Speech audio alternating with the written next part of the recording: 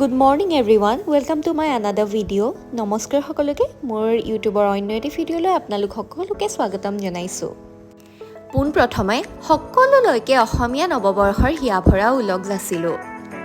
আজি অসমীয়া নৱবৰ্ষৰ প্ৰথমটো দিন, গতিকে আজিৰ দিনটোত মই কি কৰিলো সেই সকলোখিনি আপোনালোকক দেখুৱাবলৈ লৈছো। সো চাও আহক আজিৰ দিনটো মই কেনেদৰে আৰম্ভ কৰিলো।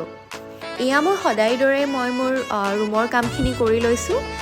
যিহেতু আজি বিহু হয়, গতিকে সকলোখিনি কাম কৰি আজৰি হৈ লৈ নিয়ক চালোগে। নিয়ক এয়া দেউতাই বিস্কুট দি আছিলে, তাক চাই মেলি আহি মই পানী খাই ল'লোঁ।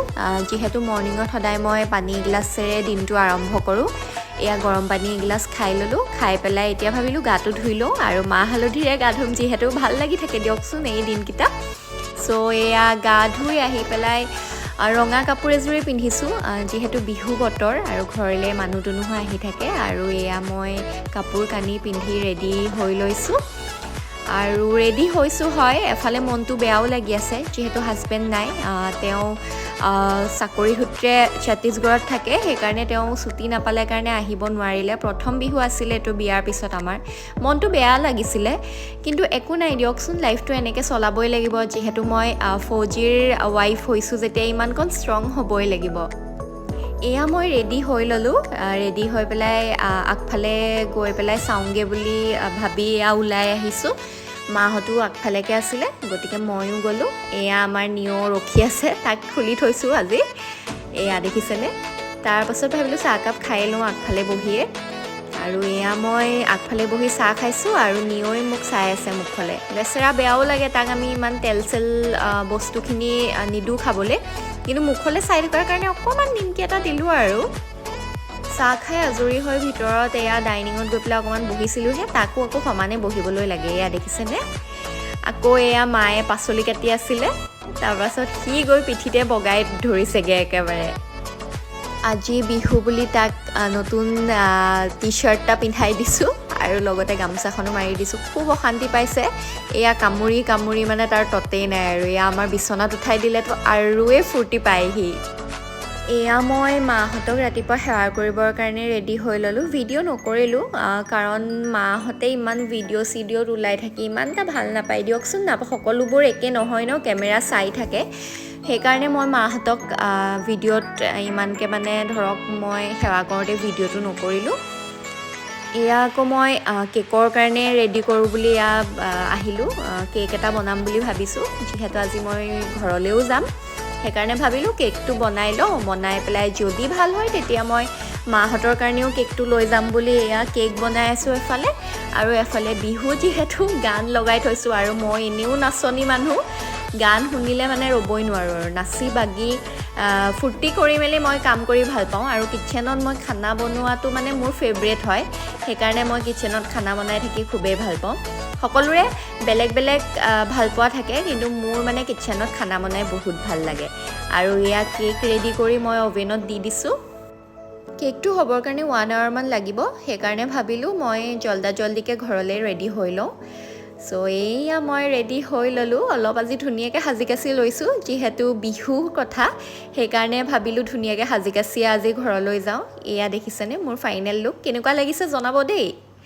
আৰু এয়া আমাৰ নিয়কো ধুনীয়াকৈ ৰেডি কৰি লৈছোঁ। সি আজি ফাৰ্ষ্ট যাব আমাৰ ঘৰলৈ, আৰু তাৰ ফূৰ্তি চাওকচোন, কিমান ফূৰ্তি পাইছে। আমি চবেই এনেকৈ ৰেডি হৈ লৈছোঁ। এয়া তাক অকণমান মই ফুৰাই লৈছোঁ, যিহেতু গাড়ীত উঠিলে বহুত ভয় কৰে।